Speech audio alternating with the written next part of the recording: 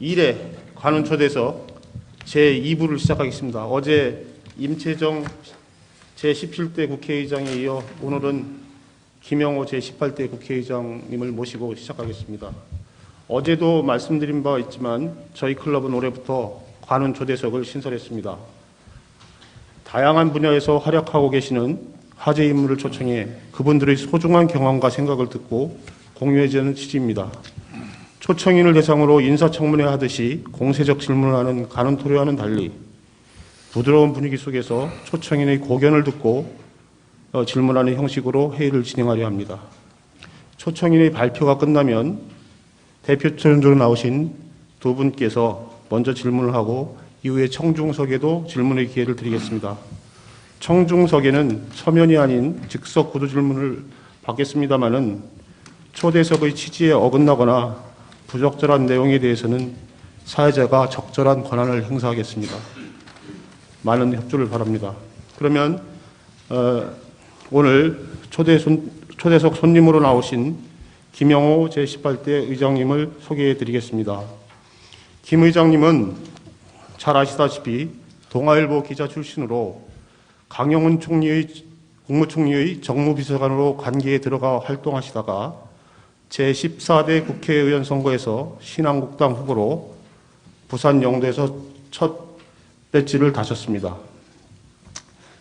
당시 야당의 경쟁 후보가 김정길 전 장관님인 걸로 기억을 하는데 맞아요. 저도 그 당시 김영삼 대표 최고위원의 지원 유세에 같이 동행해서 취재한 바가 있습니다. 그 기억이 생생합니다. 이후 김 의장님은 같은 지역구에서 내리 5선을 하셨고 이명박 정부 시절인 제18대 국회 전반기 의장을 역임하셨습니다. 한나라당에서도 사무총장, 원내대표를 지내셨고 이명박 대통령 정부의 사실상 대통령직 인수위원회 위원장으로 활약하신 정계의 언론이시자 약간 표현이 그렇지만 팔방미인이십니다. 이번에 박근혜 정부의 인수위원을 상대로 강의도 하신 것으로 보도가 된 바 있습니다. 여러분도 익히 아실 거라고 생각합니다. 지금은 부산대학교 석좌교로 계시면서 강의도 하고 글도 쓰시는 등 정계 은퇴 이후의 생활을 아주 행복하게 지내시고 있습니다. 특히 국회의장을 마치시고 임기 마지막 즈음에 터키 이스탄불로 직접 가셔서 40여일간 머물며 우리 문명 세계가 기독교에서 이슬람으로 넘어가는 그 역동적인 시기의 모습을 그린 술탄과 황제라는 책을 최근 펴내셔서 출판계뿐만 아니라 우리 정치부 기자들도 깜짝 놀라게 하신 바가 있습니다. 작가로서의 생활도 성공적으로 시작하신 것 같습니다. 오늘 김 의장님을 이 자리에 모신 것은 안팎으로 매우 어려운 환경에서 출범한 박근혜 정부가 성공하는데 다양한 경험을 통해 쌓은 김 의장님의 경륜이 큰 도움이 될 것이라고 생각했기 때문입니다. 오늘 발표하실 내용을 살짝 들춰보니 초록은 동색이라든가 가재는 재편이라든가 이런 것들이 전혀 없이 초당표적인 어떤 의치와 입장에서 박근혜 대통령이 귀담아 들어야 할 충언과 고언을 기탄 없이 말해 주실 수 있을 것 같습니다. 기대하겠습니다. 그리고 아울러 오늘 대표 질문자로 나온 두 분을 소개하겠습니다. 먼저 중앙일보 JTBC 정치부장을 맡고 있는 최상현 부장입니다. 최 부장은 오랜 정치부 기자를 거쳐 워싱턴 특파원, 썬데이 중앙 정치부장도 역임하셨습니다. 올해 저와 함께 관훈클럽의 기획 담당 임원을 맡고 있습니다. 다음은 서울신문의 이지훈 정치부 차장님을 소개해드리겠습니다. 이 차장은 지금 현장에서 이번 박근혜 대통령직 인수위원회를 현장에서 직접 취재하셨고 지금은 청와대 출입기자로 일하고 있습니다. 아마 가장 생생한 현장의 목소리를 담아서 질문을 해주실 걸로 기대하고 있습니다. 그럼 지금부터 김영호 의장님의 고견을 듣는 자리를 마련하겠습니다. 박수로 맞이해 주십시오.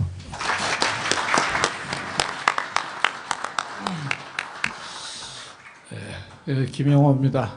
초록은 동색이라고 말이 나올 줄 알고 글을 썼는데 그렇지 않다고 하니까 제가 잘못 썼는지 읽어보신 분이 잘못 읽어봤는지 한번 여러분이 검증해 주시기 바랍니다. 준비된 원고가 아마 배부가 된 줄 알고 있습니다. 그 원고를 중심으로 일단은 여기 취지에 맞게 읽어 나가도록 하겠습니다. 존경하는 관훈클럽 오태규 총무님과 언론인 여러분, 오늘 귀하고 뜻깊은 자리에 초청해 주셔서 대단히 감사합니다. 특히 올해 새로 마련한 관훈 초대석에 첫 손님으로 불러주셔서 영광으로 생각합니다. 급변하는 언론 환경에서 비판과 감시뿐만 아니라 비전과 대안을 제시하며 고군분투하시는 언론인 여러분께 이 자리를 빌려 감사의 말씀을 드립니다. 정치 현장에서 떠나 지금은 또 다른 길을 가고 있는 사람으로서 오늘 어떤 말씀을 드려야 할지 사실 어깨가 무겁습니다. 관훈클럽이 공세적 토론 방식에서 벗어나 경청의 기회를 만든 것은 매우 의미가 있고 진일보한 선택이라고 생각합니다. 소통의 정신과도 상통합니다. 관훈 초대석이 수기 민주주의로 가는 마중물이 되기를 기대합니다. 이 자리에 와보니 지난 2008년 18대 국회의장 취임 직후 선진국회를 주제로 질의 토론을 했던 기억이 새삼스럽습니다. 그때 저는 대한민국 선진화의 출발점은 개헌에 있다고 역설했습니다. 87년 체제가 역사적 소명을 다한 만큼 국가의 틀을 근본적으로 새롭게 짜야 할 최적의 시기를 놓쳐서는 안 된다고 말씀드렸습니다. 그러나 아시다시피 많은 정치인들이 뜻을 같이 했음에도 여야 지도부의 미적지근한 태도로 개헌은 동력을 얻지 못하고 안타깝게 자초되고 말았습니다. 뒤늦게 개헌을 얘기한 분이 있었지만 순수성을 의심받으며 공감대를 형성하지 못했습니다. 때를 놓쳤다고 한탄한들 무슨 소용이 있겠습니까? 5년 단임제 권력 구조를 바꾸려면 앞으로 또 20년을 더 기다려야 할까요? 그러나 현행 헌법 하에서도 더 이상 불행한 대통령이 나오지 않게 하기 위해서 지혜를 모은다면 가능한 일은 많다고 생각합니다. 지난 2년간 정치권을 휩쓴 안철수 현상도 알고 보면 국민의 요구와 시대 정신을 담아내지 못한 데서 비롯된 것이 아닌가 생각됩니다. 반정치의 물결이 그 세계에 이르도 속수무책이었습니다. 정치 불신의 여파는 혁명처럼 강렬했지만 제도로 수렴되지 못했습니다. 5년 단임제는 헌법적 안정은 가져왔지만 제도적 문화적으로 성숙한 민주주의의 정착에는 한계를 보였습니다. 그 결과 이제는 정치개혁이라는 말조차 염증을 느낄 정도로 정치권은 국민으로부터 외면받고 있습니다. 5년마다 반복되는 권력교체는 민주주의의 실현과 함께 진통과 혼란도 가져왔습니다. 여에서 야, 또 야에서 여, 보수에서 진보, 진보에서 보수로 정권이 바뀌면서 진영 간 싸움이 일상화되었습니다. 대통령 선거는 치열했고 0.1%라도 앞선 쪽이 모든 걸 차지하고 장악합니다. 올와 나신 게임입니다. 취임 초 무소불위의 권력을 휘두르다가 3년 차로 접어들면 급격한 레임덕 현상이 나타납니다. 대통령은 불과 2, 3년 정도만 소신껏 일할 수 있습니다. 새 정권이 들었으면 전 정권의 유력자들은 날개가 꺾이고 감옥으로 가는 사람도 나옵니다. 국회는 대통령 선거의 뒤풀이, 하풀이 장소로 변했다가 곧바로 차기 대선을 위한 전초기지로 전락합니다. 대통령을 미는 세력과 이를 견제해서 차기를 노리겠다는 세력 간의 용쟁 호투가 다발적으로 일어납니다. 여야 당내 강경파가 앞장서고 막후에는 청와대와 시민단체가 도사리고 있습니다. 5년 내내 여야는 정권을 지키느냐 빼앗느냐에 신경을 집중하고 올인합니다. 국민의 삶을 제대로 살피고 돌볼 겨를이 없습니다. 유불리에 따라 주장과 논리가 뒤바뀌기도 합니다. 팩트는 그대로인데 해석이 아전인수로 변합니다. 국회는 말하는 곳입니다. 그러나 선진의회와 달리 한국 국회는 말에 따른 책임이 부과되지 않습니다. 책임져야 할 권한도 관행도 정립되어 있지 않기 때문입니다. 대통령 권력과 의회 권력은 독립적이지도 않고 수평적이지도 않습니다. 청와대에서 밀어붙이면 국회의원은 행동대원 역할마저 서슴지 않습니다. 강경투쟁과 선명성을 차기 공천권과 지역에서의 당선을 보장하는 확실한 보험카드라고 믿고 있는 여야 의원들이 어디 한두 명이겠습니까? 끊임없는 정쟁으로 국민은 피곤해하고 무관심층은 늘어만 갑니다. 안철수 현상은 정치권이 할 일을 하지 않아 자초한 것입니다. 지난 25일 박근혜 정부가 드디어 출범했습니다. 헌정사상 최초 여성 대통령 시대를 열었습니다. 직선제 이후 가반을 득표한 첫 대통령이기도 합니다. 헌정사 65년간 우리는 위대하고 성공적인 역사를 써왔습니다. 건국에 이어 전쟁을 거치면서도 땀과 피로 산업화 민주화를 일구어냈습니다. 점진적으로 민주주의 가치를 확대하고 역사의 진보를 성취하며 우리는 드디어 동북아시아 처음으로 여성을 국가 최고 지도자로 탄생시켰습니다. 저는 지금이야말로 그동안 누적된 갈등과 대립, 모순과 부조리를 해소하고 패러다임을 바꿀 수 있는 마지막 기회라고 생각합니다. 박근혜 후보는 대선 과정에서 경제민주화, 복지와 같은 진보적 가치를 내세우며 국가 발전보다 개인 행복에 우선적 목표를 두었습니다. 그동안 대한민국은 남성 중심 양적 사회 하드파워 기반이었지만 앞으로 여성 중심 삶의 질 소프트 파워로 패러다임을 바꿔야 합니다. 여성 대통령은 이런 계기를 마련한 것입니다. 이것이 시대 교체로 가는 길입니다. 국민 통합으로 가는 길입니다. 박근혜 대통령에게 주어진 역사적 소명이라고 생각합니다. 문화융성을 경제부흥, 국민행복과 더불어 취임사에서 3대 지표로 제시할 때 제 가슴이 뭉클했습니다. 왜냐하면 세계에 자랑할 만한 기념비적인 문화유산인 울산 방구대 안각화가 물속에서 나와 햇빛을 볼 수 있겠구나 하는 기대감 때문이었습니다. 현재 지자체 간의 물싸움, 문화재청의 미온적 태도, 상위 부처의 무관심으로 형체가 사라져가는 세계 인류사적 문화유산이 박 대통령의 문화중시 정책에 힘입어 하루빨리 되살아나기를 손꼽아 기다립니다. 한시가 급합니다. 거듭 말하지만 이런 식으로 2, 3년만 더 지나면 완전히 형체를 알아볼 수 없게 될 것이고 우리는 세계 어느 나라에도 고개를 들 수가 없게 될 것입니다. 박근혜 정부의 성공을 위해서 몇 가지 고언을 드리고자 합니다. 첫째, 국민 통합의 문제입니다. 국민 통합은 국정 최우선 과제여야 합니다. 통합의 문제를 해결하지 않고서는 국민 행복도 창조 경제도 중산층 70%의 재건도 어려운 상황입니다. 이번 대선은 국민 통합의 당위성을 여실히 보여주었습니다. 지금 대한민국은 갈랐을 대로 갈라지고 쪼개질 대로 쪼개졌습니다. 지역적, 계층적, 세대적, 이념적으로 분열되어 심각한 대립 양상마저 보이고 있습니다. 총체적으로는 보수와 진보의 깃발 아래 단일 대우를 이루며 모였습니다. 18대 대선은 진영과 진영의 총대결이었습니다. 결과는 불과 3.6%포인트 차이였습니다. 108만 표 차이로 승패가 갈렸습니다. 야당에서는 이길 수 있는 게임을 놓쳤다며 전략의 실패라고 말합니다. 그도 그럴 것이 득표율은 예상치를 넘어서 75.8%를 기록했습니다. 서울에서도 이겼고 부산에서도 승리 예상 득표 40%를 달성했습니다. 안철수 후보의 단일화도 역헌했습니다. 진보 진영은 승리의 법칙을 모두 충족시키고도 불루를 삼켜야 했습니다. 왜 그랬을까요? 한마디로 보수 진영의 결집력이 더 높았기 때문이었습니다. 50대 유권자 82% 이상이 추위에 아랑곳 하지 않고 투표장에 나갔습니다. 진영 논리가 절정에 달했습니다. 투표를 하지 않겠다는 사람과 투표를 할 수 없는 사람 빼고는 모두가, 유권자 모두가 투표장으로 나간 결과입니다. 그리고 마침내 끝났습니다.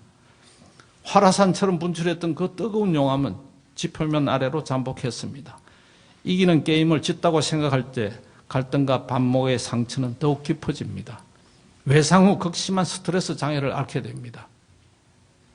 사실을 말하자면 이런 처절한 싸움을 치르고 나면 이긴 자도 피곤합니다. 진자가 상실감에 몸부림칠 때 이긴 자는 사력을 다해 지켜냈다는 안도감 후에 밀려오는 허탈감을 감당하기가 어렵습니다. 그러므로 진자도 이긴 자도 모두 끌어안고 가야 할 책무가 대통령에게 주어지는 것입니다. 보듬는 손길은 바쁘지만 치유받아야 할 상처 입은 영혼들은 너무나 많습니다. 진영 대결의 후유증은 짧은 잠복기를 거쳐 시시때때로 불거져 나옵니다. 선거는 모든 걸 걸기 때문에 과열과 적대적 속성을 가지고 있습니다. 더구나 1.6%, 2.3%, 3.6% 등 득표차가 적은 경우 쉽게 승복하지 않게 됩니다.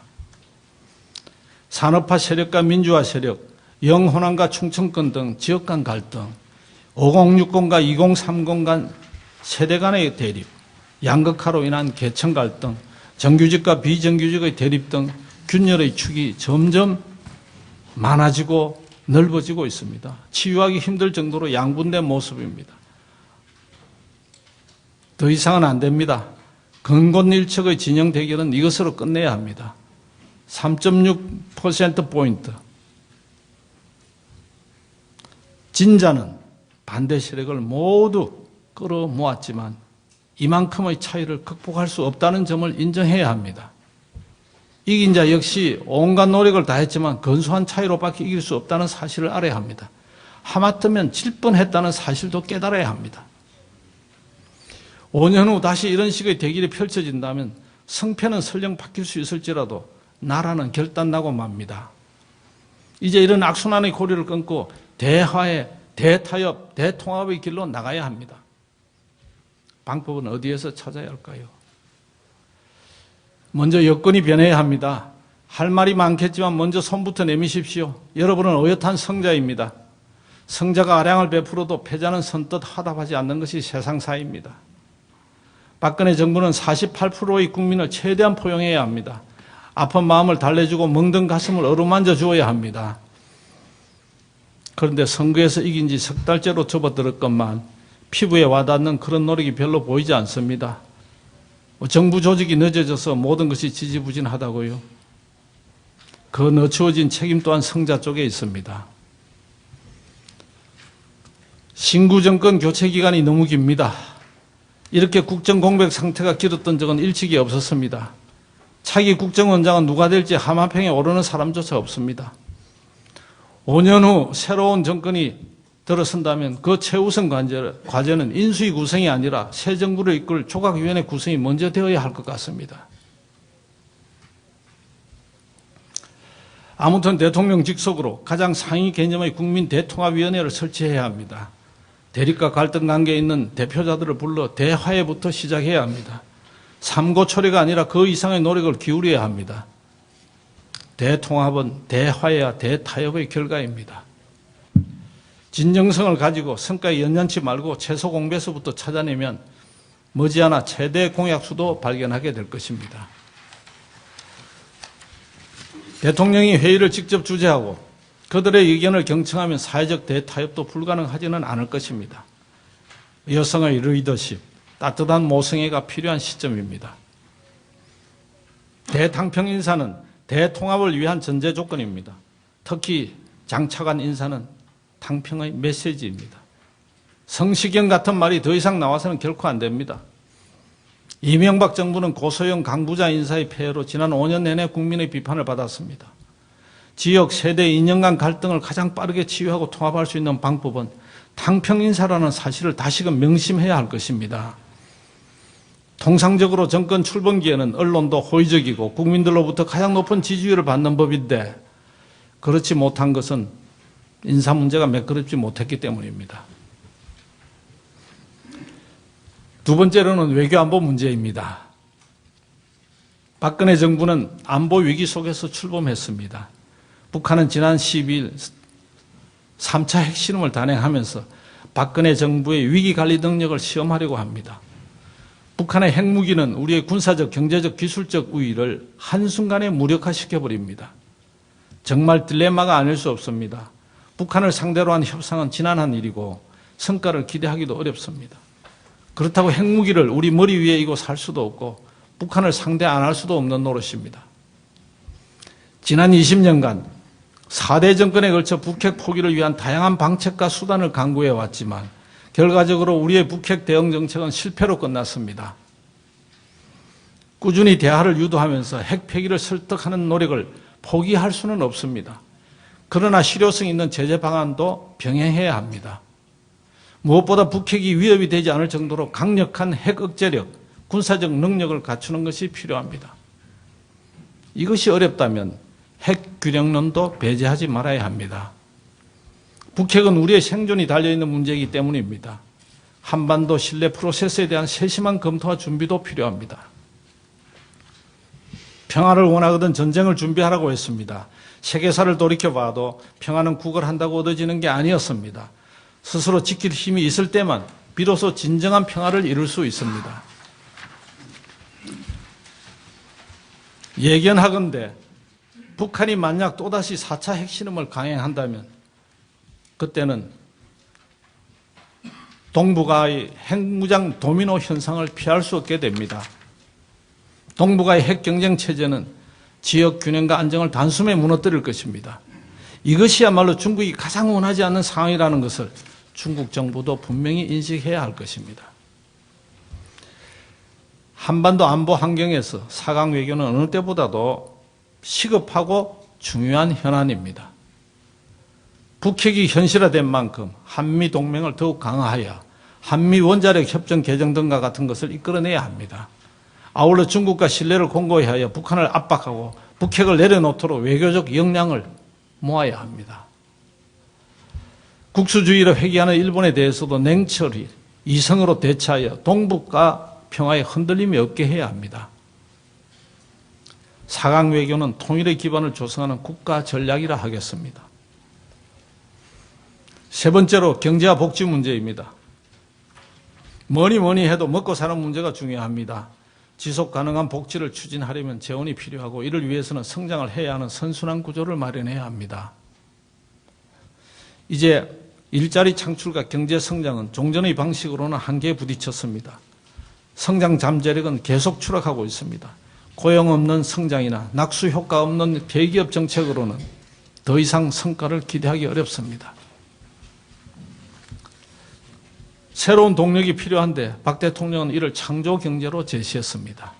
문제인식에 동의하며 방향도 맞다고 봅니다. 다만 창업을 육성하고 과학기술 산업을 일으키기 위해서는 관료적 접근 방식으로는 어렵습니다. 실적 위주, 규제 중심, 폐쇄적 부처 이기주의에 입각한 종전의 방식으로는 결코 새로운 동력을 만들어낼 수 없습니다. 예산만 낭비할 뿐입니다. 미래창조과학부를 반간 반민의 부처로 만들어 민간의 창의력 활력을 적극 수용할 것을 권합니다. 그러나 관료들을 이끌고 나간다면 미래부가 될 것이지만 관료들에게 끌려간다면 과거부로 전락하고 말 것입니다. 유능하고 성실한 공무원들이 민간회사와 같은 경쟁과 책임의 자세를 가다듬는다면 나라의 미래가 밝아질 것입니다. 아울러 규제를 과감히 혁파하지 않고서는 새로운 동력을 만들 수 없습니다. 미래창조과학부의 성공 여부는 범정부적으로 규제를 얼마만큼 허물어내느냐에 달려있다고 봅니다. 또한 세계적인 과학기술, IT 회사 그리고 R&D 센터를 우리나라에 유치해서 일자리 창출과 함께 기술 발전을 단기간에 끌어올릴 수 있는 정책도 바람직할 것입니다. 대통령과 청와대는 어려운 결심을 하고 들어온 이 장관이 김종원 장관 말이 이 얘기입니다. 장관이 소신껏 일하도록 전폭 지원한다면 충분히 가능한 일입니다. 유럽발 경제위기, 저성장, 성장 잠재력의 추락, 아베노믹스 영향 등 까다롭고 복합적인 경제 현안이 한두 가지가 아닙니다. 복지지원 확보를 위해서도 3, 4% 이상의 지속적인 성장도 해야 됩니다. 사정이 결코 녹록지 않습니다. 그러나 성공할 수 있는 방법은 있습니다. 부총리와 각 부처 장관들에게 확실히 위임하는 것입니다. 약속대로 책임장관제를 실시해서 권한과 책임을 위임해야 합니다. 믿고 맡겨야 합니다. 일희일비하거나 간섭하지 말아야 합니다. 또한 부처 인사는 100% 장관에게 일임해야 합니다. 청와대에서 인사를 좌지우지 장관을 종이 호랑이로 만드는 우를 더 이상 범해서는 안 됩니다. 공무원이 청와대만을 바라보는 한 어떤 정책도 성공할 수 없습니다. 청와대는 단지 인사검증 기능만 가져야 합니다. 관료나 로펌 출신 장관으로 과연 시대교체 정신에 부합하는 변화와 혁신을 이끌어낼 수 있을지 의문을 갖는 많은 국민들에게 장관 스스로 먼저 변화된 모습을 보여야 합니다. 아울러 경제민주화에 대한 확고한 기준과 영역을 밝혀야 합니다. 경제민주화가 정치적 구호나 아전인수적 해석으로 인해 혼란을 부추기거나 동력을 떨어뜨려서는 안 될 것입니다. 아직도 건절되지 않고 있는 대기업 횡포, 가격 후려치기, 줄 돈 안 주고 결제 미루기, 사람 빼가기, 아이디어 및 기술 훔치기 등 우월적 지위를 이용하는 이런 악습은 이번에 확실히 뿌리 뽑아야 합니다. 우리 사회에 만연된 기업 비리, 오너들의 비리나 부도덕성, 천민자본주의적 요소들도 과감히 제거되어야 합니다. 중소기업, 벤처기업, 1인기업 등이 대기업 눈치 보지 않고 규제에 시달리지 않고 신나게 일하도록 해야 합니다. 실력 하나로, 창의력 하나로 승부를 걸 수 있도록 젊은이들에게 꿈과 희망을 주는 기회의 사회를 만들어야 합니다. 성장의 선순환으로 재원이 마련된다면 복지는 지속 가능한 범위 내에서 얼마든지 그 범위를 넓혀갈 수 있으리라 생각합니다. 네 번째는 리더십의 문제입니다. 아마 이 점이 박 대통령의 강점이기도 하지만은 지지율을 갉아먹는 요인이기도 합니다. 2004년 탄핵 이후 나는 당시 야당이었던 한나라당 사무총장을 맡아 천막당사에서 박근혜 대표를 보필했습니다. 84일간 모래바람을 맞으며 함께 천막당사를 지켜냈습니다. 위기 속에서 빛을 발하는 박근혜의 리더십, 그 진면목을 보았습니다. 원칙과 신뢰, 헌신과 정도, 품격과 절제는 오늘날 우리가 그를 선택한 이유일 것입니다. 당시 박근혜 대표는 2년 3개월간의 당대표를 마치고 2006년 6월 이임식을 가졌습니다. 정당 대표로는 처음 있는 일입니다. 같은 기간 동안 여당인 열린우리당은 대표가 8번이나 바뀌었습니다. 박근혜 리더십은 시간이 흘러야 빛을 발합니다. 결코 단거리 주자가 아닙니다. 진정성, 일관성, 지속성을 증명하려면 다소 시간이 걸릴 것입니다.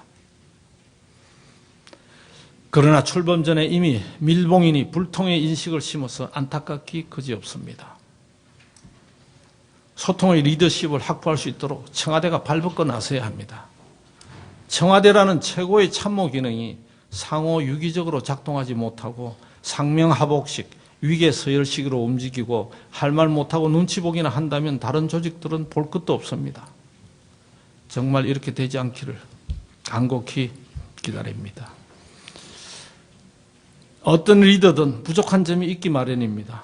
대통령은 신이 아닙니다. 문제는 대통령이 부족한 점을 어떻게 시스템으로 보완해 주느냐가 중요합니다. 박근혜 정부의 성공을 위해 앞선 정부의 공과를 간략히 살펴보겠습니다. 김영삼 정부. 군사적 권위주의를 청산하고 문민정부를 세운 점은 역사적 평가를 받을 것입니다. 그러나 지지율 90% 이상일 때 법과 원칙을 바로 세울 수 있는 법치국가의 기회를 놓친 것이 매우 아쉽습니다. 미래를 내다보는 통찰력의 리더십이 있었더라면 IMF 경제위기 같은 것도 피할 수 있었으리라 생각됩니다. 김대중 정부. 파란만장한 삶 그 자체가 대한민국의 현대사입니다. IMF 체제를 극복하고 노벨 평화상도 수상했습니다. 그러나 지역감정 해소의 최적임자였음에도 그 간극을 좁히지 못했습니다.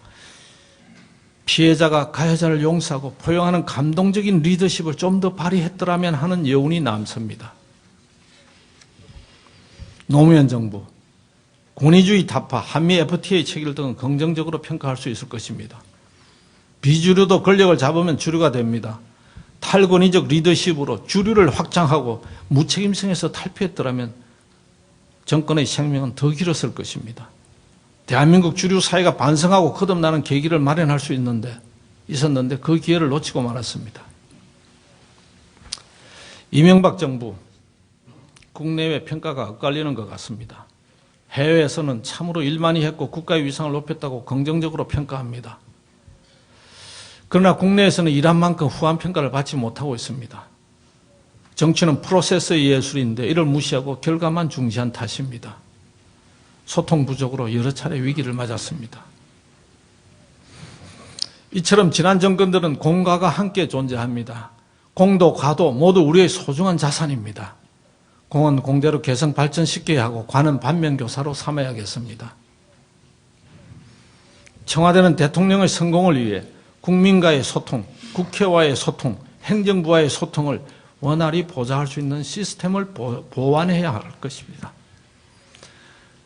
아울러 대통령의 집무실은 구중심취에서 벗어나 비서실 같은 공간에 배치하는 것도 합리적인 방안일 것입니다. 대통령과 비서, 대통령과 장관 사이의 물리적 거리가 짧을수록 심리적 거리도 좁혀집니다. 그래야 소통의 공간이 넓어집니다. 마지막으로 신뢰사회 구축 문제입니다.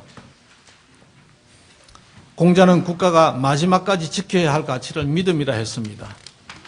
따지고 보면 세상의 불만, 불평, 불안, 부정도 서로 믿지 못해서 발생합니다. 급격한 사회변동을 겪은 우리나라는 가진 자, 혜택받은 자가 사회적 책무를 다하지 않음으로써 갈등과 불신의 싹을 틔웠습니다. 대통령 친인척, 척근의 비리나 부정은 신뢰사회 구축의 치명타입니다. 나라의 위상을 떨어뜨리면서 대통령 자신의 불행으로 이어졌습니다. 다행히도 박근혜 대통령은 역대 어느 대통령보다 이 점에 있어서 안심이 되고 희망을 갖게 합니다. 그러나 그럴수록 주변 인사들이 도덕성을 재는 끈은 한시도 늦추어서는 안 될 것입니다. 신뢰사회 구축을 위해 저는 다음과 같은 제안을 해봅니다. 임명직이든 선출직이든 고위공직에 임하는 사람은 군대 문제, 세금 문제, 부동산 문제에 떳떳해야 합니다. 만약 이 셋 중 하나라도 결격 사유가 있다면 스스로 고위직을 맡지 말아야 합니다. 그것이 국가와 정권을 위하는 것이고 국민에게 도덕적, 정신적 피해를 입히지 않는 일입니다. 어차피 이번 조각에서는 시간이 모자라 정밀하게 파악하지 못했다 하더라도 똑같은 일이 다음에 되풀이된다면 그때는 국민들이 참지 못할 것입니다. 이 삭막한 세상에 온기가 흐르게 하기 위해서는 능력보다도 도덕성을 더 중시해야 합니다. 힘 있는 자, 가진 자의 솔선수범을 국민들은 보고 싶어 합니다. 오늘 아침 정홍원 국무총리가 1억 원을 기부했다는 소식을 접했습니다. 이런 일이 좋은 전례가 되기를, 선례가 되기를 바랍니다. 노블레스 오블리주가 공직사회의 기본이 될 때 신뢰사회는 구축되는 것입니다. 2013년 현재 우리 국가 사회 상황을 표현하는 단어 하나를 고르라면 저는 서슴없이 변화라는 말을 선택하겠습니다. 1960년대부터 40년은 거전 수천 년 세월과 맞먹는 변화를 가져왔습니다. 21세기 10년은 20세기 마지막 40년의 변화 그 폭과 수준을 앞질렀습니다. 박근혜 시대 5년은 21세기 지난 12년의 변화보다 더 세차고 빠르게 변화할 것입니다. 비유하자면 1960년대 이전은 우마차 시대, 60년대부터 20세기 말까지는 기차 시대, 21세기 10년은 비행기 시대였다면 앞으로 5년은 로켓 시대가 될 것입니다. 제트기로 되어 있는 걸 로켓으로 좀 고쳐주시면 고맙겠습니다. 급격한 변화의 시대를 붙잡고 나갈 키워드는 무엇인가요? 비전은 무엇인가요? 젊은이들에게 믿고 따르라고 할 방향타는 또 무엇인가요? 우리 모두가 꿈꾸는 행복한 대한민국의 미래는 어떤 모습일까요? 이번 취임사에서 나온 제2한강의 기적, 교육과 문화 창달, 그리고 다시 한번 잘 살아보세요만으로는 뭔가 미흡한 느낌을 줍니다. 경제 부흥도 옛날에 많이 듣던 용어입니다. 미래를 향해 어깨를 펴고 고개를 든 채 확실한 방향을 잡아 나가야 할 것입니다. 고대 히브리어로 레아라는 말이 있습니다. 이웃, 친구, 동료라는 뜻이지만은 간혹은 적, 타인이라는 의미로도 쓰인답니다. 이웃이 남이 되고 친구가 적이 될 수도 있다는 것입니다. 그 옛날 핍박받던 유대인의 각박한 삶에서 나온 이 단어의 모순적 의미가 오늘날 한국 현대 정치에도 그대로 적용되는 것 같습니다. 유목시대, 부족국가 시대의 사고와 자세에서 우리 빨리 탈피해야 합니다. 어제의 동지가 오늘의 적이 되는 정치가 아니라 앞으로는 어제의 적도 대한민국이라는 틀 안에서 함께 가는 동지가 될 수 있도록 우리 모두 노력합시다. 경청해 주셔서 감사합니다.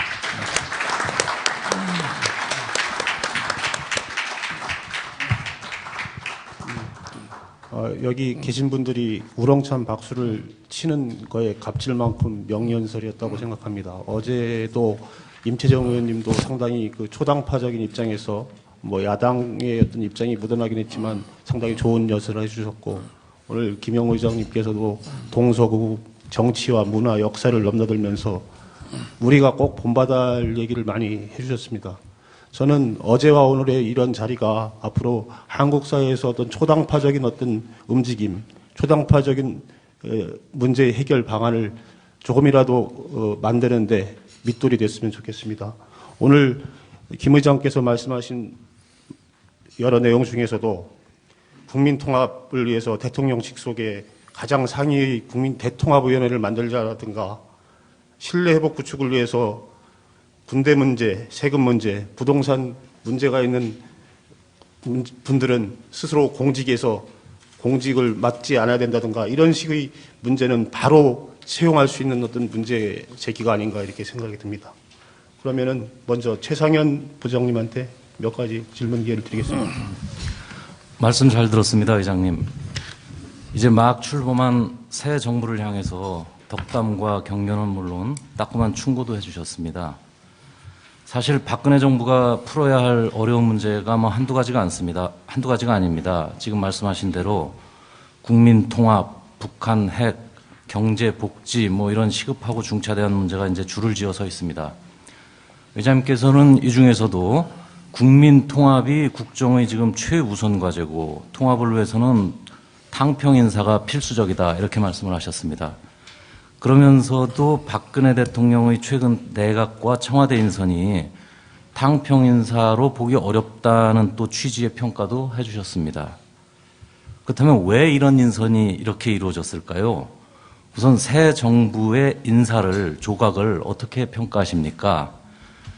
마침 의장님께서는 5년 전 이명박 대통령 인수위 당시에 실세 부위원장으로서 조각에 관여를 하셨는데 그때도 고소영 강부자 내각이라는 평가를 받았습니다. 그때와 비교해서 한번 말씀을 좀 해주십시오. 바로 대답하는 겁니까? 네, 말씀하십시오. 유감스럽게도 5년 전에 조각에 일체 관여를 하지 못했습니다. 심지어는 인수위 부위원장으로 있으면서 인수위원이든 뭐 자문위원이든 단 한 명도 제가 추천한 적이 없었습니다. 제가 그 해명 기회를 줄 수 있어서 고맙습니다. 제가 뭐 여러 가지로 능력이 부족하다 보니까 특히 인사, 인선 이런 쪽에 역대 어느 정부에도 제가 관여한 게 없었다 하는 말씀을 드리면서 이번에도 왜 이런 인사가 되었는지 하는 것을 제가 전혀 알지 못하는 영역이기 때문에 답변을 드리기가 좀 어렵습니다. 다만 언론에 비친 모습, 여론에 비친 모습은 제가 발표에서도 나온 것처럼 국민들에게 그렇게 어떤 기대에 찬 그런 인사가 아니었던 것만은 사실일 것입니다. 이것에 대해서는 이유는 뭐 있으리라고 봅니다. 여러 가지 구조적인 문제, 또 그때 당시 당선인의 어떤 개인적인 어떤 처지나 환경, 또 신구 권력 교체기에서 생길 수 있는 정보나 자료의 어떤 소통 문제, 뭐 이런 등등이 이유였을 것입니다만은 정치는 결과로 대답해야 하는 것입니다. 그렇기 때문에 어떤 이유에서든지 간에 인사가 원활하지 못했다 하는 것은 새 정부, 특히 박근혜 대통령이 상당히 귀담아 들어야 되고 챙겨야 될 사항이라고 봅니다. 그래서 앞으로는 제 글에서도 밝혔습니다만 또다시 어떤 이런 행태가 나온다면 아마 국민들은 대단히 참기 어려울 정도가 아니겠는가 하는 생각입니다. 아마 이 점을 대통령과 청와대는 숙지하고 있으리라고 봅니다. 그래서 제가 기대를 하고 있습니다. 질문을 좀 더 구체적으로 하는 건 하나 드리겠습니다. 너무 추상적이었던 모양인데요. 구체적으로 하면은 자꾸 내가 추상적으로 답변할 수밖에 없을 것 같은데. 오늘 의장님께서는 이제 리더십 문제도 말씀하셨습니다. 사실 박근혜 대통령이 가장 먼저 극복해야 될 게 박정희식 패러다임이라는 주장도 일각에서는 뭐 나오고 있습니다. 박근혜 대통령의 최근 뭐 밀봉, 불통 이런 이미지가 권력 독점이라든지 지시, 통제로 대표되는 박정희 시대를 좀 연상시킨다 뭐 이런 얘기인데요. 이와 관련해서 이제 의장님께서는 소통의 리더십을 확보할 수 있는 청와대 시스템을 제안하셨습니다. 근데 이제 사실 이 문제는 임기 내내 뭐 불통 논란을 일으켰던 이명박 청와대도 큰 숙제였습니다. 사실 이게. 근데 구체적으로는 이런 어떤 방법이 있을까요? 예를 들어서 뭐 불통 대통령에게 소통을 강제할 수 있는 청와대 시스템이라는 게 얼핏 좀 떠오르지 않는데 구체적으로 어떤 그 제안을 갖고 계십니까? 저도 이 글을 쓰면서 그 점을 상당히 생각을 해봤습니다. 근데 이제 인사에 있어서 뭐 우리나라에도 여러 전문가들이 많이 있을 것 같습니다. 그분들이 지혜를 모아서 어떤 이 시스템을 구축을 해야 된다 하는 생각입니다. 그 시스템 구축은 제가 할 일은 아니고 지혜를 모아야 된다. 전문가들이 하는 것을 이 말씀을 드리고 싶고요. 원칙론적인 입장이 될는지 모르겠습니다만은 청와대 스스로가 소통의 장이 되어야 됩니다. 청와대 비서실장, 안보실장, 뭐 그리고 수석, 그리고 비서관, 행정관 이런 청와대라는 것은 참모 조직, 대한민국 참모 조직 중에서 최고의 참모 조직인 이 참모 조직이 위계 질서대로 움직이고 상명하복식으로 움직인다면은 그 참모 조직이 있어야 할 이유가 없습니다. 이 라인 조직은 완전히 개선 조직이 아니기 때문에 그래서 청와대가 그야말로 참모 조직으로서 스스로 소통하지 못한다면은 다른 어디 보고 소통하라고 할 수 있겠습니까? 저는 이게 앞으로 대한민국 박근혜 대통령 시대에 청와대가 어떤 모습으로 유기적 기능을 하느냐 하는 것은 앞으로 이 정부 5년 동안에 얼마만큼 좋은 정부가 되느냐 나쁜 정부로 평가받느냐 하는 그 시금석이 될 것이라고 생각을 합니다. 마지막으로 짤막한 질문 하나만 더 드리겠습니다. 여기 지금 뭐 뒤에 뭐 토론자도 많이 계시고 또 플로어에서 질문도 받으시고 하니까요. 지금 북한 핵 문제 해결을 위해서 핵 균형론을 배제하지 말아야 한다 이렇게 말씀하셨는데요. 그럼 이런 말씀은 우리가 지금 핵 무장을 하자는 말씀이십니까? 뭐 그런 뜻인가요? 만약에 그렇다면은 남한의 핵 무장이 과연 가능하다고 생각하시는지 그렇다면 또 득실은 어떻다고 보시는지 좀 말씀해 주십시오. 상당히 고민을 많이 했던 그 표현입니다. 이 표현이에요. 저도 국제정치학을 대학 다닐 때는 조금 했던 사람으로서 또 특히 그 핵에 관해서 좀 공부를 좀 했던 사람이기 때문에 핵이라는 것이 국제정치에 미치는 그 엄청난 영향과 파고에 대해서는 잘 알고 있는 사람입니다. 그러나 지금 최 부장 말씀하신 것처럼 핵을 실질적으로 가진다는 것은 엄청난 위험 부담입니다. 아주 현명하게 접근을 해야 될 사항입니다. 그래서 저는 이렇게 얘기를 했습니다. 북한의 4차 핵실험은 없어야 되겠지만 있게 된다면은 동북아의 핵무장 도미노 현상은 피할 수 없을 것이다 하는 것입니다. 동북아라는 것 중에서는 대한민국도 포함이 되는 것입니다. 이 사실을 막아야, 이 현상을 막아야 하고 그 동북아의 핵 도미노 현상, 핵무장론이 들고 나오면은 가장 강력한 핵무장 국가는 일본이 될 것이 뻔하지 않습니까? 동북아에 그나마 유지되고 있는 세력 균형과 안보, 안정은 일거에 무너지는 것입니다. 동북아의 현상이 유지가 아니고 타파의 방향으로 갔을 때 동북아에서 최대의 우위권을 유지하고 있는 중국이 가장 곤란한 처지, 어려운 처지에 빠뜨린다 하는 사실을 중국 측에 숙지를 시켜야 할 시기가 지금이다 하는 것입니다. 그래서 그런 사실, 그런 원하지 않는 상황이 오지 않도록 해야 하는데 우리가 총력을 기울여야 한다. 뭐 이렇게 말씀을 드리고 싶습니다. 자, 원래는 우리 이지훈 차장님한테 발언을 주려고 했으나 워낙 그 청중 여러분께 어떤 집중도가 높기 때문에 청중 분들한테 2분 정도의 질문을 먼저 받고 우리 이 차장한테 질문 기회를 드리도록 하겠습니다. 청중분께서 질문을 하실 분은 손을 들어주시면 제가 지명하겠습니다.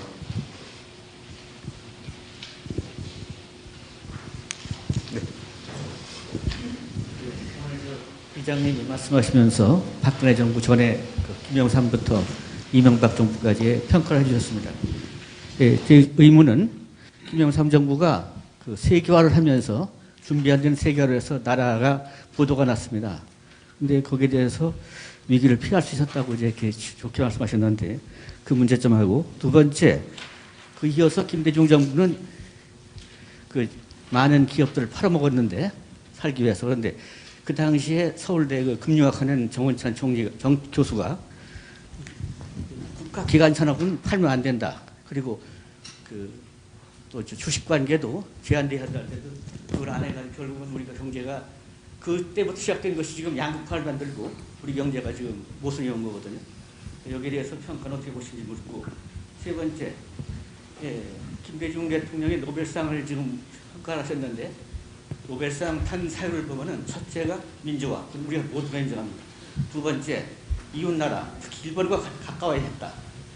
그러면서 그때 나온 결론이 독도 은혜를 공동관리수역으로 했다는 그런 모순이 있었고, 아니 그런 것은 노벨상 위원회에서 나온 말이기 때문에 노벨상을 준 세 가지 사유에 그런 게 있습니다. 그러면 지금 의장께서 평가하는 데 있어서 그 평가를 못했다는 얘기 아닙니다. 우리는 그 양반의 민주화 운동을 다 인정하지만 이런 우리 국가에 대한 과정에서 그걸 정확히 평가해 다음 정부에도 될 텐데 그런 문제에 대해서 부정적이라고 보시겠지만 그런 문제점이 어떻게 생각하시는지 말씀해 주시기 바랍니다. 또 한 가지. 저기 잠깐만요. 저기 너무 많이 하지 마시고요. 예, 그 정도로. 예. 제가 이 역대 정부의 평가를 거론을 할까 말까 상당히 망설였어요. 왜냐하면은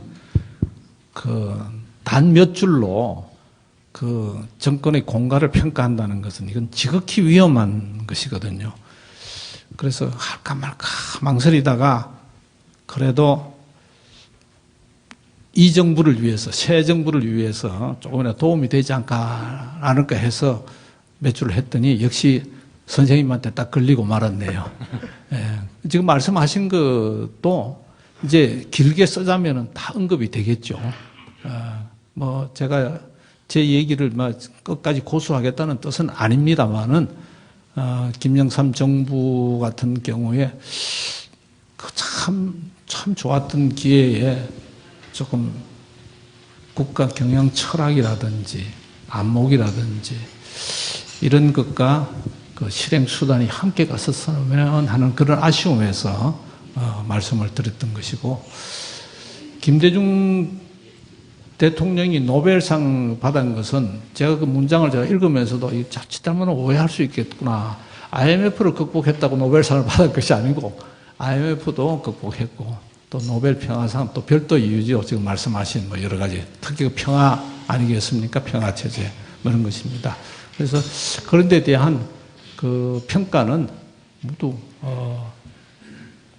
각자가 보는 견지에서 다를 것입니다. 저는 그냥 총체적인 입장에서 말씀드렸던 것입니다. 네. 저기 또 다른 분 한 분 먼저. 예, 우리 김영순 선생님.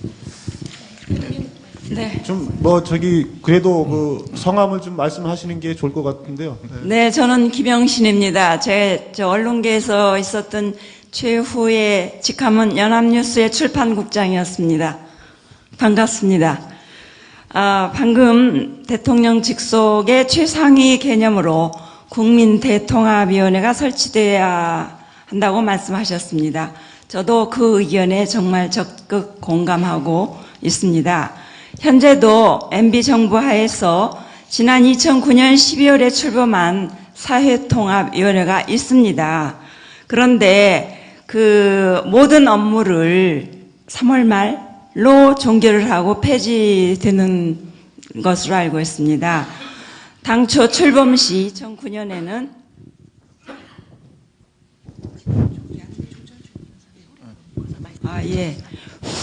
네.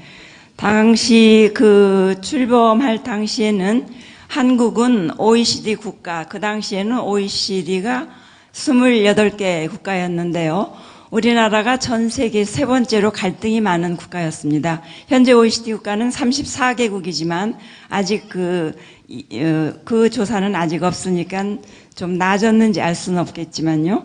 그래서 이렇게 갈등이 많아가지고는 우리가 선진국으로 도저히 갈 수가 없다고 생각이 들어서 만든 그 기관이 바로 사회통합위원회였습니다.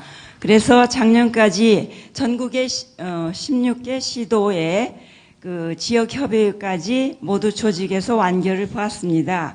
그런데 3년 동안에 그 공적과 예산 투입이 물거품이 되지 않을까 걱정이 되고 있습니다. 그 모든 국가 정책이나 기타 여러 가지 사항이 연속성이 있어야 되는데 3년 동안 공적이 재정 낭비와 함께 물거품이 된다면 사회통합은 하루 이틀에 이루어지는 것도 아니고 1, 2년에 이루어지는 건 더욱 아닙니다. 어떻게 하면 좋은지 여쭙고 싶습니다. 제 생각에는 확대 개편이 좋은 걸로 알고 있었고 네, 최근까지도 그런 걸로 돼 있었는데요. 질문을 좀 요지를 간단하게 해서 좀 시간이 좀 많지 않기 때문에. 네, 됐습니다. 다 했습니다. 예. MB 정부 하에서 있었습니까? 예.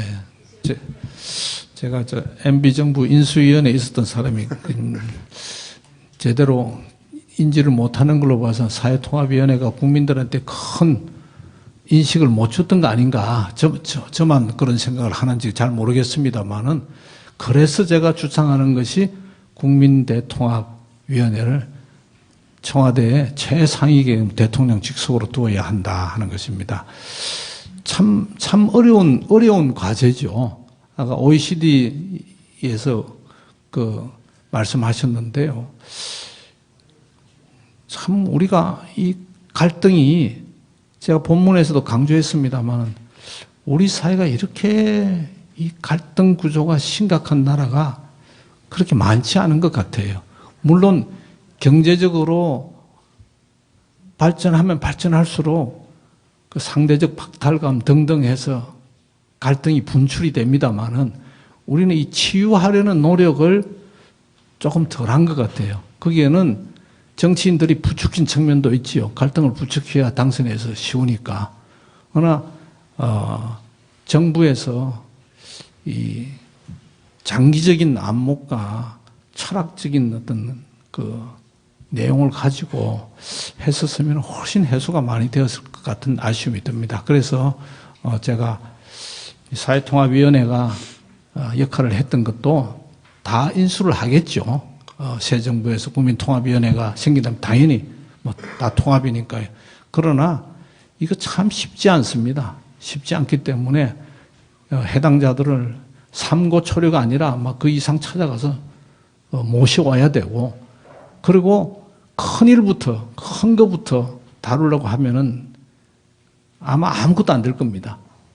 그래서 제가 아주 적은 거, 최소 공배수부터 찾아 나가가지고 최대 공약수를 발견하자라는 식으로 했기 때문에 여기에 대해서는 우리 국민들도 인내하면서 협조를 해야 될 것이고, 대통령과 청와대에서도 그야말로 진정성을 가지고 임해야 하면은 이 갈등이 수십 년 된 갈등이 하루아침에 어디 되겠습니까? 그러나 박근혜 대통령이 가지고 있는 어떤 대통령도 갖추지 못했던 여성 대통령으로서 가지는 그 모성애, 국민들의 아픔을 쌓아놔 줄 수 있는 그런 따뜻한 온기를 가진 그 대통령으로 역할을 한다면은 우리 사회의 갈등 구조가 훨씬 완화될 것이다. 이렇게 제가 기대를 했기 때문에 그렇게 얘기한 겁니다. 예. 네, 그러면은 다음 마이크를 지금 그 정권 교체 현장을 생생하게 지켜보고 있는 우리 이지훈 차장님한테 넘기겠습니다. 그 리더십 문제를 언급해 주셨습니다. 정권 출범하는 이 시점에서 결국에 저 개인적으로도 그렇고요. 여기 계신 분도 그렇고 국민들도 그럴 거라고 생각이 드는데 결국 관심사는 리더십인 것 같아요. 대통령을 앞으로 어떻게 해나갈 것인가.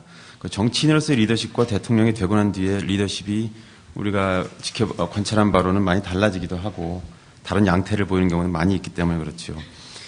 저도 개인적으로는 이제 10수년 이상 정치인으로서 박근혜 의원을 지켜봤습니다만은 관찰자의 그 거리감, 원근에 따라서 누구보다도 그 시각차가 드러나는 정치인이 아닌가 그렇게 생각을 합니다. 굉장히 좀 한마디로 요약하기 어려운 그런 특별한 리더십을 가진 아까 그것이 여성이기 때문인지 아니면 특별한 과거를 가졌기 때문인지 잘 설명하기 어려운 그런 정치인이라고 생각이 듭니다. 그런 점에서 오늘 나오신 게 참 적절하다고 생각이 드는 것이 박근혜 대통령이 정치인으로서 당대표를 맡으면서 박근혜 시대를 개막할 때 가장 옆에서 함께 하셨죠. 사무총장으로서. 그래서 사실상 뭐 원조 친박의 원조가 아닌가 이렇게 얘기할 수도 있을 것 같습니다. 일단 리더십을 좀 분석을 좀 해주시기 바랍니다. 왜냐하면 이렇게 좀 뭔가 이렇게 구체화하기가 어려운 점이 있거든요. 그걸 좀 해주시기 바라고. 지금 인사 문제도 약간 말씀하시는데 이것이 결국 이제 리더십의 문제로 사람들이 받아들이고 있거든요. 그러니까 문제가 있는 거는 같은데 이게 초기이기 때문에 정확한 진단이 나오지 않고 이제 이런 경우에 위기는 어디서 오는지 한번 전망해 줄 수 있는지 그러면 실질적으로 어떤 일들을 먼저 해나가야 되는지 그러니까 크게 두 가지 질문입니다. 리더십에 대한 분석과 그다음에 지금의 문제점이 어떤 위기로 연결될 수 있는지 부탁드리겠습니다. 참 너무 어려운 질문을. 근데 다행인 것은 질문이 너무 수준이 높아서 특히 두 번째 질문에 대해서는 답변하실 수 있는 분이 지금 현재는 아무도 없을 것 같습니다. 그 리더십 부분은 뭐 제가 간단하게 말씀드릴 수 있을 것 같습니다. 제가 우리 오 총무가 말씀하신 제가 쓴 책도 그때 당시에 전쟁 당시에 그 황제와 술탄이 갖는 리더십을 중심으로 봤기 때문에 근데 그 리더십이라는 것은 제가 생각하기에는요. 그 시대 상황에 따라 다르고 또 어떤 사람이 어떤 리더십을 가진 것이 옳으냐 그러냐 하고 판단하는 것 자체가 좀 잘못된 것 같다는 것입니다. 그 리더십이 어떤 그 모범적인 정형도 없는 것 같고요. 다만 이 사람은 이런 리더십을 가지고 있기 때문에 이런 리더십 하에서는 이렇게 일을 할 것이다. 또 저렇게 일을 할 것이다. 또 이렇게 일하는 것이 좋겠다. 뭐 이런 것은 우리가 분석해 낼 수 있겠고 또 이런 리더십을 가진 분은 이걸 좀 보완했으면 좋겠다. 뭐 이런 얘기는 얼마든지 할 수 있지 않나 하는 생각입니다. 제가 책을 쓸 적에 그 560년 전 얘기를 지금 여기에 갖다 붙이는 것은 뭐 어불성설이겠습니다만은 그 황제와 술탄이 갖고 있는 또는 가져야 할 공통적인 리더십이라는 것이 원칙과 결단, 자기 희생, 또 한쪽은 경청, 한쪽은 소통, 뭐 이런 것이었습니다. 이런 게 지금 현재도 그건 뭐 필요하지 않나 하는 생각입니다. 박근혜 리더십은 뭐 우리가 지금 뭐 보고 있는 그대로 겁니다. 아주 특별한 그런 리더십인데 다만 제가 본문에서도 잠시 언급했습니다마는 열린 우리당이 여당이 대표를 8번 교체할 동안에 야당인데도 참 2년 6개월을 대표로서 갔다. 또 정당 사상 최초로 대표 이임식이라는 것도 가졌다. 리더십이 없이는 불가능한 것이죠. 박근혜의 독특한 리더십이 잘 발휘될 수 있도록 하는 것이 청와대 참모들이고 장관들이 그리고 당인이 해야 할 일이라 생각합니다. 그런데 박근혜 리더십에 부족한 부분이 있을 것입니다. 무슨 벌써 뭐 언론에서 표현에 비하면은 소통이 잘 안 된다든지 밀봉이라든지 하는 이것을 보완해야 되는 역할. 이거 역시 당과 청와대와 내각에서 해야 될 것입니다. 이것을 잘 하지 못하면은 위기가 올 수도 있죠. 근데 그 위기는 언제 어디서 어떻게 오느냐? 그건 아무도 모릅니다. 우리가 79년도 10월 16, 17일 날 부마 항쟁, 그때는 부마 사태라고 그러죠. 부마 사태가 일어날 때 11.6이 일어날지 누가 생각이나 했습니까? 아무도 모르는 것입니다. 그러나 저는 단언컨대 이제는 그때와 시간이 벌써 30년, 40년 흘렀기 때문에 이제 그런 위기는 대한민국에서는 일어나지 않는다고 봅니다. 만큼 우리가 어떤 헌법적 안정을 가져왔기 때문에 그런 위기는 오지 않습니다. 그러나 우리가 느끼는 위기는 그 시대에 따라서 다르듯이 지금 우리가 느끼는 위기는 그런 어떤 국가적인 위기하고는 다른 종류의 또 다른 위기가 언제든지 올 수 있고 그것을 잘 헤쳐나가는 그 리더십은 박근혜 대통령이 어느 누구보다도 나는 잘 리더십을 발휘할 수 있는 분이다. 이런 기대를 함께 가지고 있습니다. 적어도 내가 함께 일했던 그 경험에 비춰볼 적에 말입니다. 예. 저도 그 리더십 얘기가 나와서 사회자 직권으로 좀 끼어들어서 한마디 여쭈겠습니다. 먼저 제 질문하기 전에 저번에 어느 신문에 그 우리 파리 특파원지라서 한국일보 출신의 김승웅 선배님께서 박근혜 대통령이 가장 먼저 배워야 될 사람이 싱가포르의 니카뉴다 이런 말씀을 해서 상당히 공감한 적이 있습니다만은 지금 와서 생각해 보니까 니카뉴보다 먼저 배워야 할 사람이 누구냐면 미국의 레이건 대통령이 아닌가. 그러니까 레이 커뮤니케이터라고 불리고 지금도 가장 그 미국에서 사랑을 받는 대통령이라고 하는데 그 양반의 어떤 소통 능력 이걸 배우는 게 필요하지 않을까라는 생각이 들었습니다.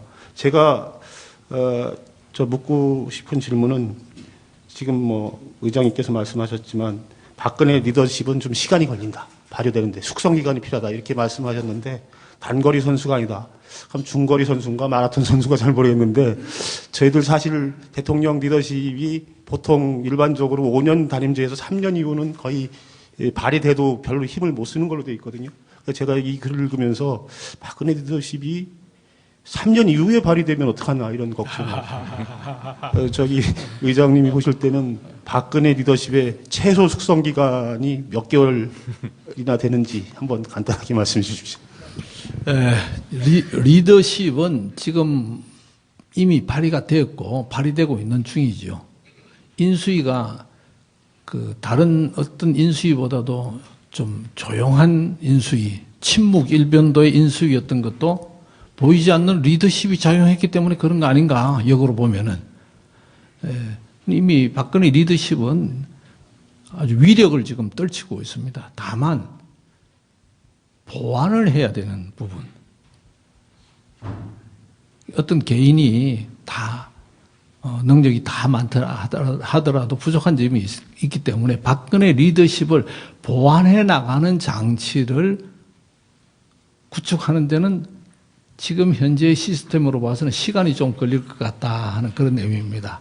그래서 그걸 조금 단축하라는 의미에서 제가 얘기했던 것입니다.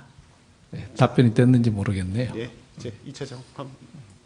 그 의회주의자를 자처하셨고 뭐 그렇게 애쓰셨던 걸로 제가 기억을 합니다, 의장님. 개헌을 언급하셨더라고요. 보니까 여전한 개헌론자시구나. 이번 기회가 뭐 절호의 기회라고들 했죠. 임기를 1년만 줄이면 개헌을 해서 4년 중임제라도 할 수 있는 그런 기회라고 했는데 실패했습니다. 말씀하신 대로. 개헌이 여전히 유효하다고 보시는지 사실 현실적이지 않다는 생각들을 많이 갖고들 있거든요. 사람들이. 동력이 부족해서가 아니라 아예 없는 거 아니냐. 말씀하신 대로 시기를 또 완전히 놓친 것 아닌가. 안 그래도 좁은 문이었는데 지금 바늘귀처럼 좁아진 거 아닌가 이렇게 생각이 되거든요. 방법이 있는지 여전히 개헌을 해야 되는지 계속 또 논쟁이 좀 될 것 같습니다. 말씀해 주십시오. 예, 개헌의 문제는 제가 언급을 했습니다만 이미 물 건너 가지 않았나 하는 생각이 듭니다. 개헌이 물 건너 갔으면서도 또 개헌은 여전히 유효하다는 겁니다. 물 건너 갔다는 측면은 5년 단임제 구조라는 이 권력 구조를 뜯어고치는 것은 아마 20년 있다가 논의돼야 될 사안 같습니다. 대통령 임기를 줄이고 또는 국회의원 임기를 늘리고 개헌을 한다는 것은 있을 수 없기 때문에 그렇습니다. 우리 이주영 의원 오셨는데 개헌 참 열심히 하셨던 우리 의원님이시죠. 그래서 이 5년 단임제 구조를 그냥 그대로 유지한 채 개헌은 생각해 볼 수가 있을 것입니다. 지금 우리 대통령 5년제 우리 현행 헌법 사회에서의 권력 구조의 문제는 대통령에 대해서 권한이 너무 많이 쏠려 있다는 것. 그리고 대통령에게 무한 책임제라는 것. 그리고 레임덕이 다른 대통령제에 비해서 너무 급속하게 또 빨리 온다는 것. 이런 것들 아니겠습니까? 그래서 이 임기제는 그대로 두고 개헌을 권력을 다소 분산시키는 방안 같은 것은 시간을 가지고 차분히 논의할 수 있을 것이고 그 발효되는 시점은 박근혜 대통령 임기가 끝난 후에 다음 정권에서 발효되는 시점을 한다면은 아마 가능하지 않겠나는 생각이고요. 그래서 지혜를 모은다면 가능할 것입니다 하는 부분은 현행 헌법 하에서도 가능한 일들이 몇 개 있다 이겁니다. 국회에 조금 더 책임 권한을 말에 대한 책임을 질 수 있는 권한을 국회가 조금 더 바쁘게 일할 수 있는 기회를 줄 수 있는 것은 헌법 아래서 지금 현재의 헌법 아래서도 가능한 조항들이 얼마든지 법만 헌법 아래 있는 일반 법만 관계 법들만 바꾸면 가능하다고 보기 때문에 제가 그렇게 얘기를 했던 것입니다. 네, 하여간 개헌 문제는 그 한 주제만 갖고도 몇 날 며칠을 논의해도 끝나지 않을 주제인 것 같습니다. 그러면은 마지막으로 플로어에 한 분만 받으려고 했는데 저기 들으신 분이 지금 세 분이시거든요. 세 분 다 짧게 저기 한 가지씩만 질문해 주십시오. 네, 먼저. 예. 가까이 있으면 먼저 한 가지 묻겠습니다. 사실 의장님은 국회 운영의 선진화에 대해서 굉장히 애를 많이 쓰셨는데 현재 국회 선진화법에 의하면은 입법안을 통과시키려면은 180석이 되어야만 됩니다. 그래서 이번에 정부 조직 개편도 결국은 여야가 맞싸우고 있지만은 그렇기 때문에 새누리당이 하지 못하지 않느냐. 그래서 지금 와서 본다면은 그 법이 국회 운영의 다수당에 대한 이런 데 어떤 발목 잡기가 되는 것이 아니겠느냐. 그리고 그 법의 정신은 결과적으로 여야 타협을 해라 그러는데 지금 와서 어떻게 평가하고 계시며 사실 그 입법에 대해서 여러 가지 역할을 많이 하셨던 의장님께서 평가를 하시고 어떻게 적용해야 된다 한번 말씀을 해 주십시오. 예, 하도 직권상정 때문에 18대 국회가 시끄러우니까 이제 직권상정을 하지 않기 위해서 천재지변, 전쟁 이런 거 아니고는 살짝 못하도록 이렇게 했는데 그 못하도록 한 것은 국회가 자율적으로 처리하라 하는 것이거든요. 저도 또 그걸 의장 시절에도 누누이 얘기했던 겁니다. 그래서 저는 국회 선진화법 잘 됐다고 생각을 합니다. 앞으로 더 계속 이런 유의 국회의원 책임제, 국회의원이 책임지는 스스로 책임지는 법을 많이 만들어 가야 되는데 다만 지금은 이게 기싸움 같아요. 정부 조직법이 이게 법적인 문제가 아니고 기싸움을 하다 보니까 지금 여야가 서로 자기 발등을 자기가 지금 찍고 있습니다. 조금 잘 됐느냐 못 됐느냐 행위에 대한 답변은 끝났지만 제가 거기에서 조금 부연 설명을 하자면요. 지금 이 정부 조직법 문제는 이렇게 생각을 합니다. 저는 지금 대통령이 하겠다 하는 정부 조직법이 타당하다고 봅니다. 이 안대로 가야 된다고 봅니다. 그러나 야당의 주장이 전혀 일리가 없는 건 아닙니다. 그러나 일리는 있습니다. 그럼 어떻게 해야 되느냐? 저는 여기서 솔로몬 왕의 재판처럼 해야 된다 생각합니다. 아이를 반으로 잘라가지고 나눠 가지라고 했을 적에 진짜 어머니가 포기했습니다. 여든 야든 포기하는 쪽이 국민으로부터 따뜻한 지지와 신뢰를 받게 될 것입니다. 다음 질문. 이기준입니다. 네. 한 가지만 말씀드리겠습니다. 이제 박근혜 정부가 이제 출범이 되는데요. 정당의 후보로서 이제 대통령이 되는데 지금 어느 누구도 새누리당 정부라고 하는 표현을 쓰질 않습니다. 근데 이게 어느 때부턴가 이렇게 돼버렸는데, 물론 대통령 중심제이다 보니까 그런데, 지난 이명박 정부 때도 아마 한나라당 정부라는 말을 거의 못 들어봤던 것 같습니다. 그 전에도 뭐 여루당 정부라는 말도 없었고요. 자, 제가 여기서 이제 여쭙고자 하는 거는 오랜 의정 생활을 하셨으니까 또 정당 생활을 하셨을 거 아닙니까? 이게 이른바 정당의 추락, 정당의 상실 시대가 이제 이렇게 계속되는 거 아닌가 싶습니다. 근데 지금 우리나라의 헌법 정신에 보면은 이거 의회 민주주의입니다. 이 정당에 의해서 이 정치가 이루어지고 해야 되는데, 이 문제가 사실은 우리나라 정치의 근본적인 문제가 되는 것 같습니다. 정당의 역할이 빨리 살아나서 정치가, 진정한 정치가 이루어지고 해야 되는데, 이것이 여러 가지 이유로 해가지고 아마 작동이 안 되는 것 같은데, 되게 우리 의장님은 어떻게 생각하시는지, 또 그걸 빨리 회복시키려면 어떤 방법이 있는지 간단하게 좀 답변 좀 해주시면 감사하겠습니다. 예, 간단하게. 예, 좋은 지적이라고 봅니다. 근데 정당에 관해서 저하고 원칙은 같으면서도 조금 강론 부분에서 세부적인 다를 수가 있겠는데요. 아마 제3공화국 헌법이라고 생각합니다. 그때 정당의 육성 발전이라는 것을 헌법에 집어넣었습니다. 육성이라는 것. 왜냐하면 자유당 시절 때 정당에 대한 탄압이 심했거든요. 그래서 정당을 보장하는 이런 조항들을 많이 넣었는데, 제가 제 주관입니다만 제가 국회에서 느끼는 거예요. 헌법에는 분명히 국회가 대통령보다도 앞에 있습니다.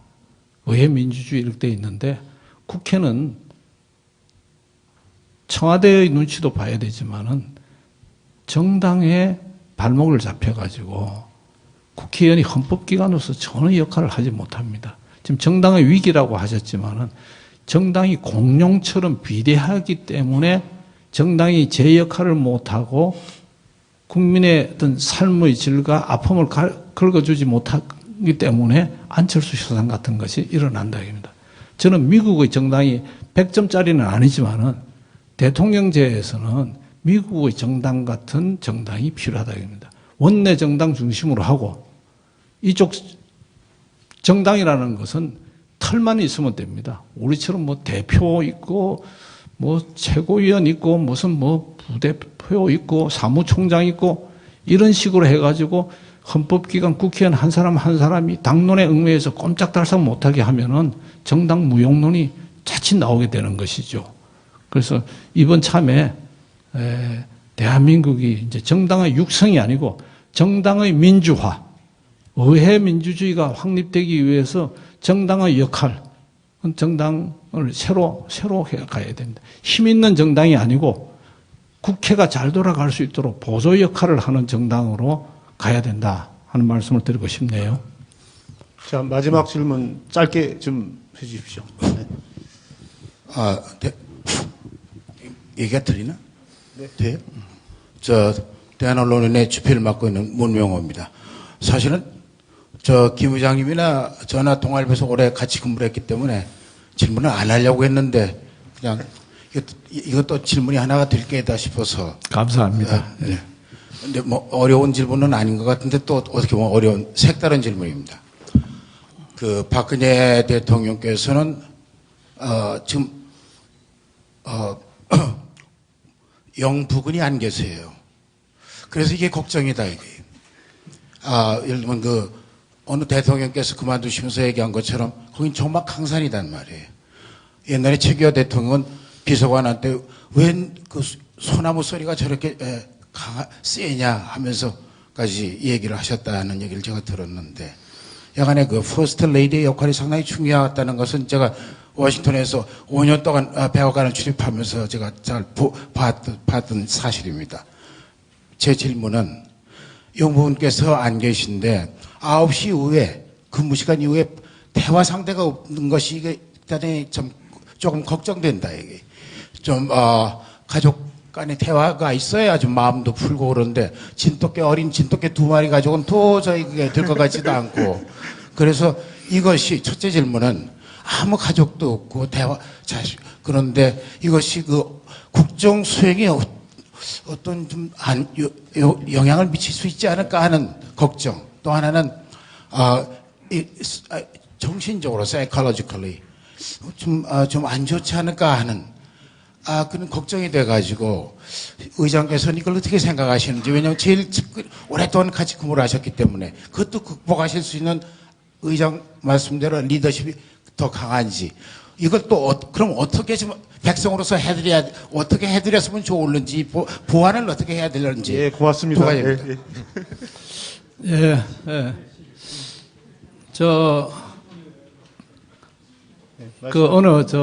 뭡니까, 그 퀴즈, 농촌에 그 어르신들 있는데 그 퀴즈 프로인데요. 그 정답은 천생연분이었어요. 그래서 이제 그 할아버지하고 할머니 답변을 할머니가 합니다. 할머니하고 사이를 뭐라고 그럽니까? 라고 물으니까 할머니가 그랬습니다. 원수 그랬습니다. 아니 2자로 대답하지 말고 4자로 대답해 주십시오 하니까 평생 원수 그렇게 합니다. 그래서 그 남편이 부부관계가 있는 것이 필요할 때도 있겠지만 평생 원수가 돼가지고 골치 아플 때도 또 있습니다. 우리 또 살다 보면은요, 골치 썩일 일이 오히려 없는 분이기 때문에 일에 대해서 더 집중할 수가 있고 더 편안하게 많은 시간을 가질 수도 있는 그런 장점도 있습니다. 또 그게 다 좋은 것만은 아니겠습니다만, 그래서 항상 긍정적으로 보고 어떻게 만약에 부족한 점이 있으면 뭘 어떻게 보완을 해 나갈 것이냐, 그걸 우리가 한번 생각해 보도록 합시다. 네, 고맙습니다. 네.